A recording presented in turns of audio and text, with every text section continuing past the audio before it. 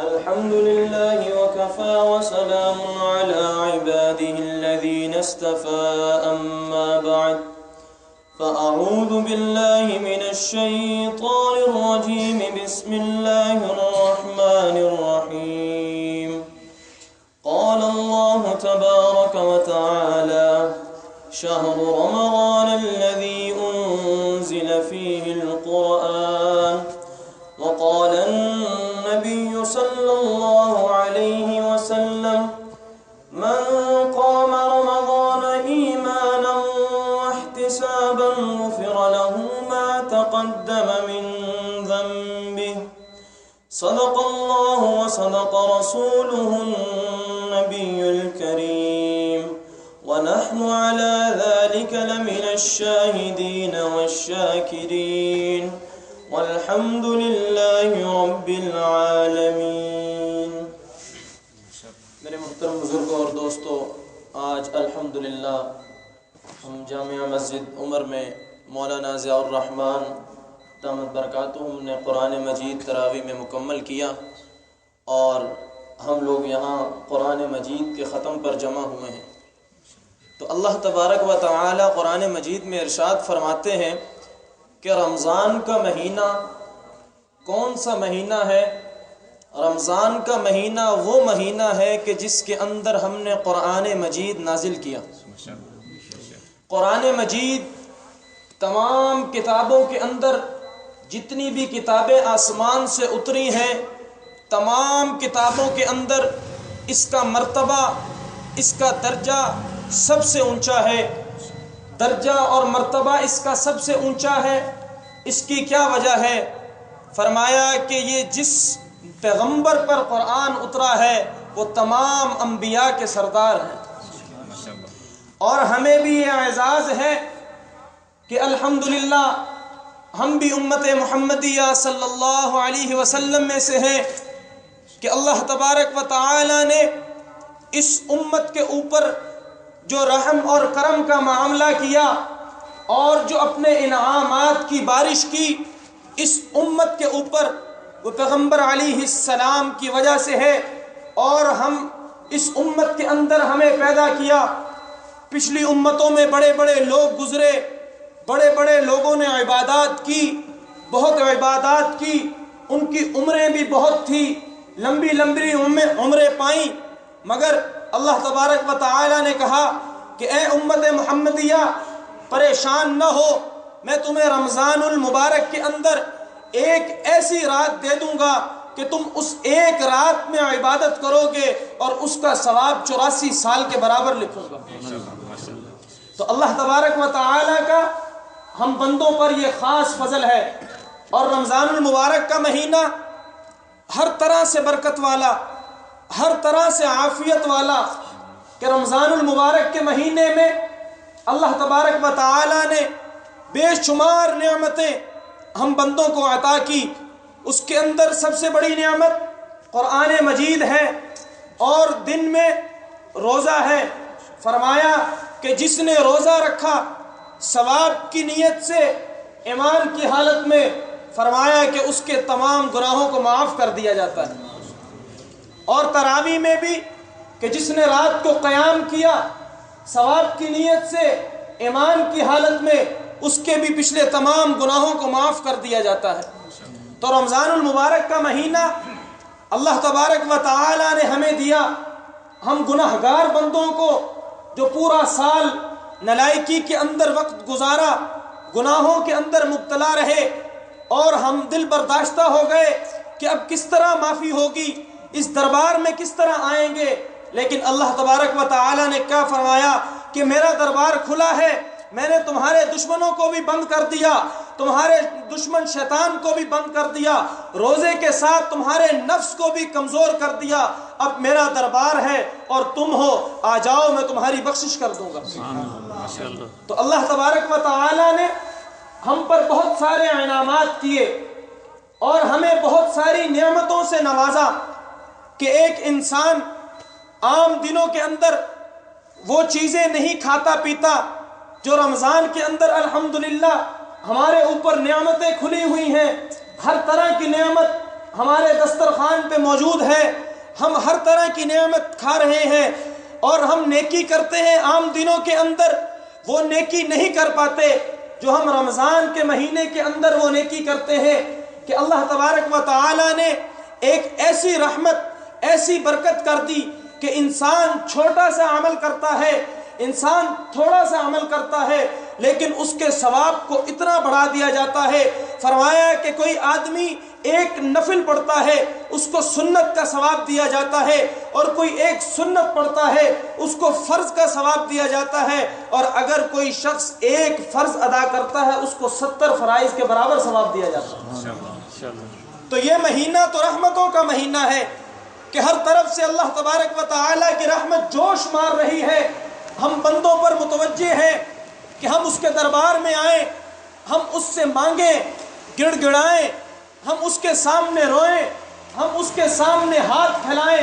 میرے دوستو یاد رکھو کہ اللہ تبارک و تعالیٰ کا دربار وہ دربار ہے کہ جو اس دربار کے اندر جھک گیا، جس نے اللہ تبارک و تعالیٰ کو ہر وقت اپنے ساتھ لے لیا، وہ کسی کے سامنے دنیا میں نہیں جھکتا۔ یہ وہ دربار ہے، عظمتوں والا دربار ہے، بہت بڑا دربار ہے۔ اللہ تبارک و تعالی بادشاہ ہے، پوری دنیا کو بنانے والے ہیں، پوری دنیا ختم ہو جائے گی، اللہ تبارک و تعالی کی ذات باقی رہے گی۔ اس وقت اللہ تبارک و تعالی فرمائیں گے کہاں ہے بادشاہ جو دنیا کے اندر اپنا نظام قائم کرنا چاہتے تھے؟ کہاں ہے مالدار جو اپنے مال کے بل بوتے پر لوگوں کو دکھاتے تھے؟ سب کچھ ختم ہو جائے گا۔ یہ ایک ایسا دربار ہے جو ہمیشہ باقی رہے گا، اور جس بندے نے اللہ تبارک و تعالی کو اپنے ہر کام کے اندر شامل کر لیا، اس کو دنیا کے اندر بھی سکون اور راحت ہے، اور آخرت کے اندر بھی اس کی بخشش کا ذریعہ ہوں گی یہ چیزیں۔ تو میرے دوستو، رمضان المبارک کا مہینہ اور قرآن ہمیں کیا سبق دیتا ہے؟ ہم نے تراویح پڑھی اور قرآن ہم نے سنا، ہم نے روزہ رکھا، سارا دن ہم بھوکا پیاسا رہے، بھوک پیاس ہم نے برداشت کی، ہم نے حلال چیزوں کو بھی چھوڑ دیا، جو چیزیں حلال تھی، کھانا پینا جو چیزیں حلال ہیں ان سے بھی ہم رک گئے۔ کیوں رک گئے؟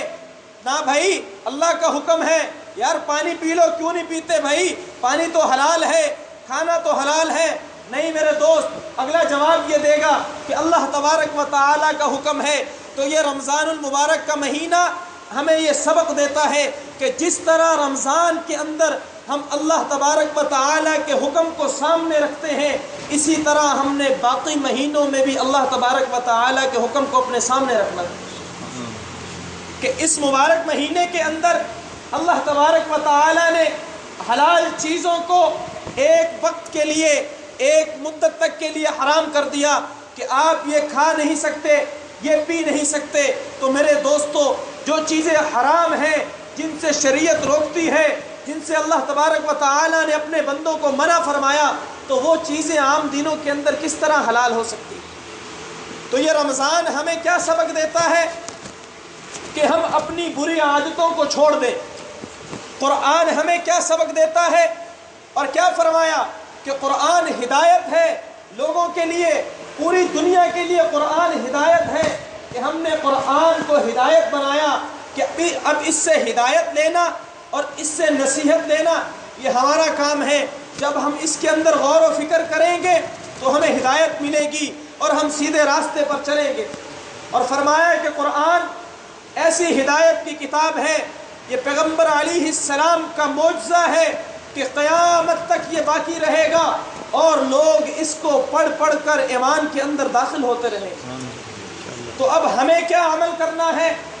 ہمیں اس تراویح سے اور اس رمضان کے مہینے سے کیا سبق حاصل کرنا ہے؟ میرے دوستو، زندگی کے اندر ہر چیز، ہر واقعہ جو پیش آتا ہے وہ ایک سبق کے لیے ہوتا ہے۔ تو رمضان ہمیں یہ سبق دیتا ہے کہ ہم اللہ تبارک و تعالی سے اور قرآن مجید، اللہ تبارک و تعالی کی کتاب سے اپنا تعلق مضبوط کر لیں، کہ ہم اللہ تبارک و تعالی کے دربار میں حاضری دیں۔ الحمدللہ ہمیں رمضان کے اندر توفیق ہوتی ہے ہم پانچوں نمازوں میں آتے ہیں، ہم تہجد پڑھ رہے ہیں، ہم ذکر اذکار کرتے ہیں، ہم تسبیح کرتے ہیں۔ اسی طرح میرے دوستو عام دنوں کے اندر بھی ہم اللہ تبارک و تعالیٰ کے دربار میں آئیں، اللہ تبارک و تعالیٰ سے اپنے تعلق کو مضبوط کریں اور قرآن مجید سے اپنے تعلق کو مضبوط کریں۔ پیغمبر علیہ السلام نے صحابہ اکرام کی جماعت سے فرمایا کہ تم میں سے کون چاہتا ہے کہ اسے 2 اونٹنیاں ملے؟ تم میں سے کون چاہتا ہے جسے 3 اونٹنیاں ملے؟ تم میں سے کون چاہتا ہے جسے 5 اونٹنیاں ملے؟ اس وقت انہی چیز کی قیمت ہوا کرتی تھی، بہت بڑا جانور سمجھا جاتا تھا۔ تو صحابہ اکرام کی جماعت نے عرض کیا یا رسول اللہ ہم چاہتے ہیں ہمیں یہ مل جائے۔ تو آپ صلی اللہ علیہ وسلم نے ارشاد فرمایا کہ جس نے قرآن کی 2 آیتیں تلاوت کی 2 اونٹنیوں سے بہتر ہے، جس نے 3 آیتیں تلاوت کی 3 اونٹنیوں سے بہتر ہے، اور جس نے 5 آیتیں تلاوت کی 5 اونٹنیوں سے بہتر ہے۔ تو میرے دوستو ہم بندوں پر تو ہر طرف سے انعامات ہیں۔ فرمایا کہ روزے کے اندر آدمی کے منہ سے بو آتی ہے، عام دنوں کے اندر اگر ہمارے منہ سے بدبو آئے اور ہم کسی سے گفتگو کریں تو وہ کیا کہتا ہے کہ میاں منہ پرے کر لو، بدبو آ رہی ہے، آپ نے دانت صاف نہیں کیے، آپ نے کرلی نہیں کی، مسواک نہیں کیا، آپ کے منہ سے بدبو آتی ہے۔ جب بندہ اللہ کے لیے سارا دن بھوکا پیاسا رہتا ہے تو اللہ تبارک و تعالی کیا ارشاد فرماتے ہیں کہ اس کے منہ کی بدبو، اس کے منہ کی بو مجھے مشک اور عنبر سے زیادہ پسند ہے۔ سبحان اللہ۔ تو اللہ تبارک و تعالی کے لیے انسان جو قربانی دیتا ہے، اللہ تبارک و تعالی اس کی قدر فرماتے ہیں۔ یہ دنیا ہے کہ دنیا کے اندر انسان کسی سے جتنی مرضی محبت کر لے، جتنی مرضی عقیدت کر لے، اس کے ساتھ جتنا مرضی اچھے انداز سے پیش آئے، لیکن ایک وقت آتا ہے وہ انسان کو دھوکہ دے دیتا ہے، وہ چھوڑ دیتا ہے۔ لیکن اللہ تبارک و تعالیٰ کی ذات ہے، اللہ تبارک و تعالیٰ فرماتے ہیں کہ اے میرے بندے تو اگر میری طرف آتا ہے، لڑکھڑائے ہوئے قدم رکھتا ہے تو میں تیری طرف چل کے آؤں گا، تو اگر میری طرف چل کے آئے گا تو میں تیری طرف دوڑ کر آؤں گا اور تجھے میں اپنی آغوش رحمت میں لے لوں گا۔ تو میرے دوستو ہم نے اس رمضان سے ایک سبق سیکھنا ہے، ہم نے اپنے آپ کو نیکی کی طرف متوجہ کرنا ہے، ہم نے گناہوں کے کاموں کو چھوڑنا ہے، ہم نے غیبت کو چھوڑنا ہے، ہم نے چغلی کو چھوڑنا ہے، ہم نے حسد کو چھوڑنا ہے، کینہ کو چھوڑنا ہے، اور بھی جتنے گناہ جو شریعت نے مقرر کیے ہیں، جو اللہ تبارک و تعالیٰ نے جن گناہوں سے روکا ہے، ہم نے ان گناہوں سے دور جانا ہے اور اللہ تبارک و تعالیٰ سے اپنے تعلق کو مضبوط کرنا ہے۔ ہم کہتے ہیں جی کر لیں گے، بہت وقت پڑا ہے، نہ میرے دوستو زندگی دوبارہ نہیں ملتی، ایک دفعہ آنکھ بند ہو گئی توبہ کا دروازہ بھی بند ہو جائے گا۔ انسان جتنے گناہ کرے، اللہ تبارک و تعالیٰ تو ہم نالائقوں پر، ہم رات دن اپنے آپ کو دیکھیں، اپنے گریبان میں جھانکیں کہ ہم گناہوں کی دلدل کے اندر پھنسے ہوئے ہیں، ہم اس دلدل سے نہیں نکل سکتے جب تک اللہ تبارک و تعالیٰ کا ہم بندوں پر فضل نہ ہو، اللہ تبارک و تعالیٰ کا ہم بندوں پر کرم نہ ہو۔ میرے دوستو جب یہ آنکھ بند ہو گئی، جب دنیا سے چلے گئے تو توبہ کا دروازہ بھی بند ہے، پھر انسان کہے گا اللہ تبارک و تعالیٰ مجھے ایک موقع دے دے، میں ہر وقت سجدے میں رہوں گا، میں ہر وقت نماز میں رہوں گا، ہر وقت نیکی کروں گا۔ نہ میرے دوستو یہ موقع زندگی میں ایک بار ملتا ہے۔ آپ اپنے آس پاس دیکھیں، ہم اپنے آس پاس دیکھیں، پچھلے سال کتنے لوگ ہمارے ساتھ تھے لیکن وہ رمضان کے اندر ہمارے ساتھ موجود نہیں ہیں، دنیا سے جا چکے ہیں۔ تو ہمیں یہ رمضان المبارک یہ سبق بھی دیتا ہے کہ وقت کا پتہ نہیں، کس وقت پیغام آ جائے اور ہمیں جانا پڑے، تو ہماری تیاری ہونی چاہیے۔ ہمیں قرآن بھی یہی سبق دیتا ہے کہ اپنے تمام معاملات بھی کرو، اس معاملات کے اندر بھی اللہ تبارک و تعالیٰ کو یاد رکھو۔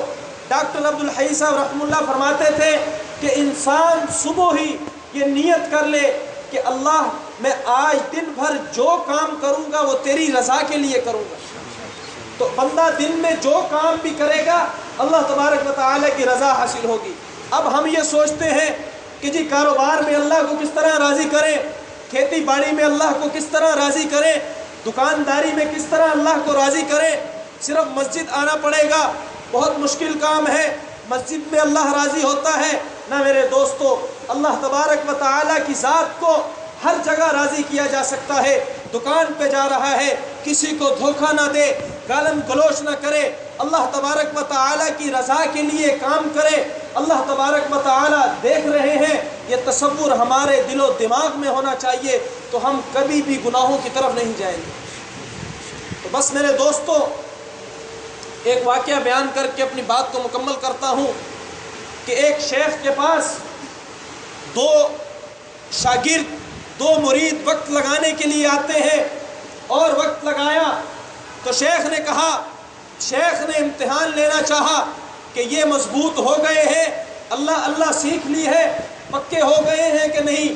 تو شیخ نے مرغیاں دی دونوں کو کہ جاؤ ذبح کر کے لاؤ، اس جگہ ذبح کرنا کہ جہاں تمہیں کوئی نہ دیکھے، جہاں تمہیں کوئی نہ دیکھ رہا ہو، اس جگہ جاؤ اور انہیں ذبح کر کے لاؤ۔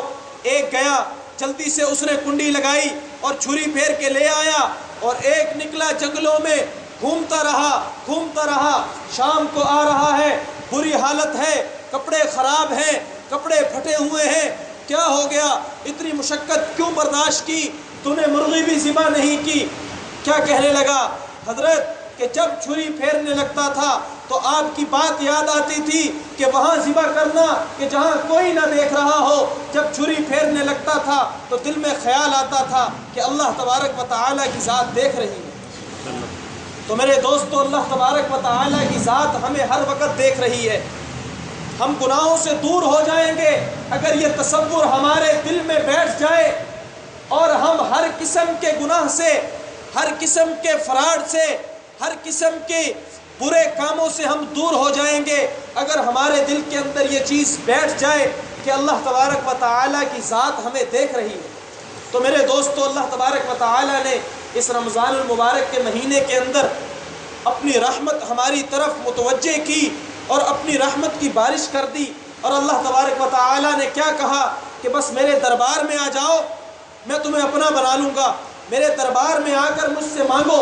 تو بس میرے دوستو، یہ جتنے رمضان کے ایام باقی ہیں، ہم سے جو کوتاہیاں ہوئی، جو غلطیاں ہوئی، صحیح طرح عبادت نہیں ہوئی، تو میرے دوستو اللہ تبارک و تعالیٰ کے دربار میں روئیں، اللہ تبارک و تعالیٰ سے گڑ گڑائیں، اور اللہ تبارک و تعالیٰ سے مانگیں کہ یا اللہ، جو ہمارے سے گناہ ہوئے، جو ہم سے غلطیاں ہوئی، اس رمضان المبارک کے صدقے ہمیں معاف فرما اور ہمیں اپنا پیارا بندہ بنا لے۔ میرے دوستو، جب انسان اللہ تبارک و تعالیٰ کا بن جاتا ہے، جب انسان اللہ تبارک و تعالیٰ کے راستے میں چل پڑتا ہے، تو مخلوق خود بخود اس آدمی کی خادم بن جاتی ہے۔ آپ دین کا کام کریں گے تو مخلوق جو ہے وہ آپ کی خدمت کرے گی۔ آپ اللہ تبارک و تعالیٰ کے راستے میں نکلیں گے، مخلوق آپ کی خدمت کرے گی۔ اللہ تبارک و تعالیٰ نے انسان کو جو پیدا کیا اور جو انسان کو بنانے کا مقصد ہے وہ کیا ہے؟ کہ انسان میری عبادت کرے اور مجھے راضی کرے۔ رزق کا معاملہ اللہ تبارک و تعالیٰ کی ذات، رزق کا معاملہ پڑھائی پر نہیں ہے، ڈگریوں پر نہیں ہے کہ فلاں کے پاس یہ ڈگری ہوگی اتنا رزق ملے گا۔ میرے دوستو، جو انگوٹھے چھاپ ہیں، جو صرف اپنا انگوٹھا لگاتے ہیں، بڑے بڑے ڈگریوں والے ان کے نیچے کام کر رہے ہیں، تو رزق کی تقسیم تو اللہ تبارک و تعالیٰ نے جب ماں کے پیٹ میں بچہ ہوتا ہے اس وقت لکھ دی جاتی ہے کہ اس کو اتنا رزق ملے گا، اتنا مرتبہ ملے گا۔ تو میرے دوستو، جب انسان اللہ تبارک و تعالیٰ سے مانگتا ہے اور اللہ تبارک و تعالیٰ کا بن جاتا ہے تو اللہ تبارک و تعالیٰ اس پر اپنے تمام انعامات فرماتے ہیں۔ تو بس میرے دوستو، ہمیں اس رمضان المبارک کے مہینے میں اس چیز کو لازم پکڑنا ہے کہ ہم گناہوں سے دور ہو جائیں، ہم اپنے آپ کو نیکی کی طرف متوجہ کریں، ہم سنتوں پر عمل کریں، ہم اپنی شکل و صورت پیغمبر علیہ الصلاۃ والسلام کے مطابق بنائیں، ہم اپنی شکل و صورت، میرے دوستو، بہت بڑی قیمت ہے۔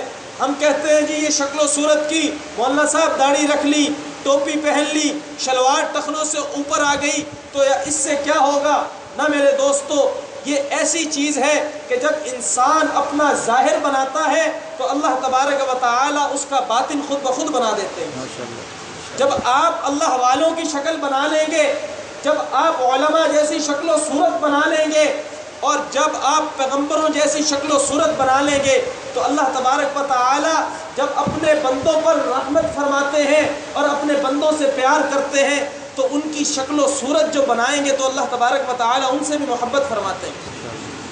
موسیٰ علیہ السلام کے مقابلے کے اندر جو جادوگر آئے اور انہوں نے موسیٰ علیہ السلام جیسی شکل و صورت بنائی، ویسے جبے پہنے، سر پر پگڑیاں پہنی، تو اللہ تبارک و تعالی نے انہیں ایمان کی توفیق عطا فرمائی اور وہ مسلمان ہو گئے۔ انہوں نے کہا ہے فرعون ہمیں تختہ دار پر لٹکا دے، ہم الٹا لٹک سکتے ہیں، لیکن ہم موسیٰ کے رب پر ایمان لا چکے ہیں، ہم اس سے پھرنے والے نہیں۔ تو یہ کیا برکت تھی؟ یہ ایک شکل و صورت کے ظاہر بنایا، اللہ تبارک و تعالی نے باطن خود بخود بنا دیا۔ تو بس میرے دوستو، زندگی میں یہ موقع بار بار نہیں آتے۔ اللہ کا شکر ہے کہ اللہ تبارک و تعالی نے ہمیں رمضان المبارک کا مہینہ عطا کیا، اور جو کچھ دن بچے ہیں ہم اچھی طریقے سے اللہ تبارک و تعالی کی عبادت کریں اور ہم نیکی کی طرف متوجہ ہوں۔ اللہ تبارک و تعالی مجھے اور آپ کو عمل کرنے کی توفیق عطا فرمائے۔ وما علینا الا البلاغ۔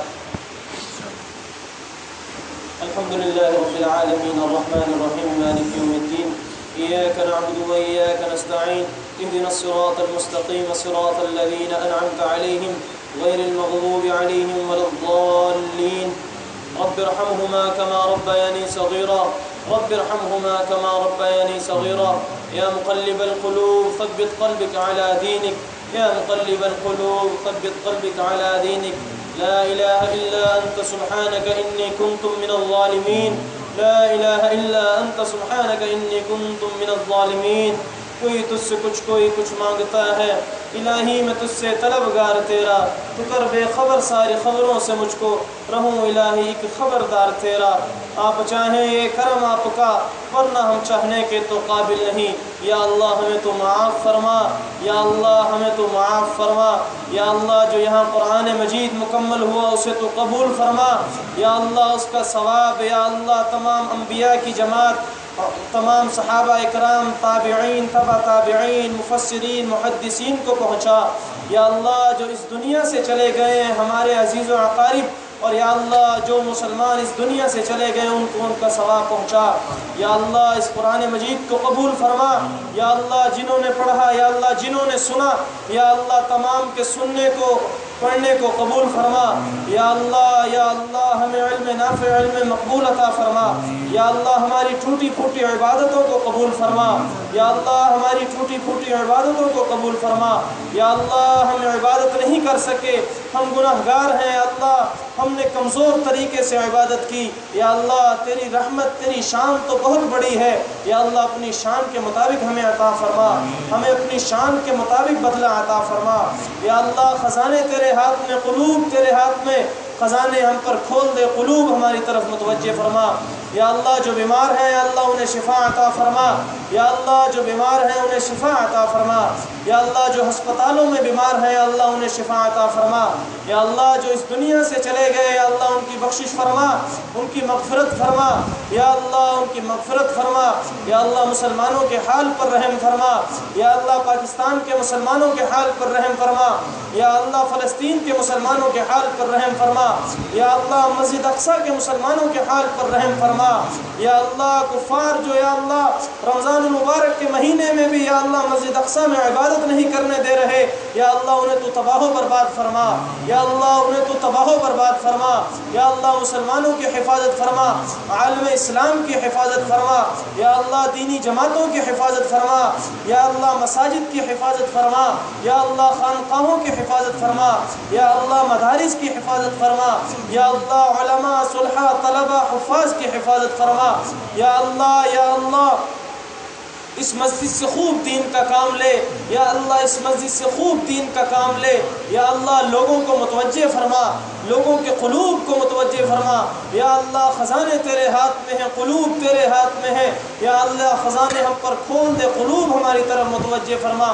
یا اللہ جس کی جو جائز حاجات ہے اپنے خزانوں سے پوری فرما، یا اللہ ہم سب کو نیک بنا، یا اللہ ہم سب کو اللہ والا بنا، یا اللہ ہم سب کو اللہ والا بنا، یا اللہ ہم سب کو اپنے دوستوں میں شامل فرما، ہم سب کو اپنے دوستوں میں شامل فرما، یا اللہ آپ کو ساتھ لے کر چلنے کی توفیق عطا فرما، یا اللہ سنت کے مطابق زندگی گزارنے کی توفیق عطا فرما، یا اللہ جو مانگا ہے وہ بھی عطا فرما، جو نہ مانگ سکے وہ بھی عطا فرما۔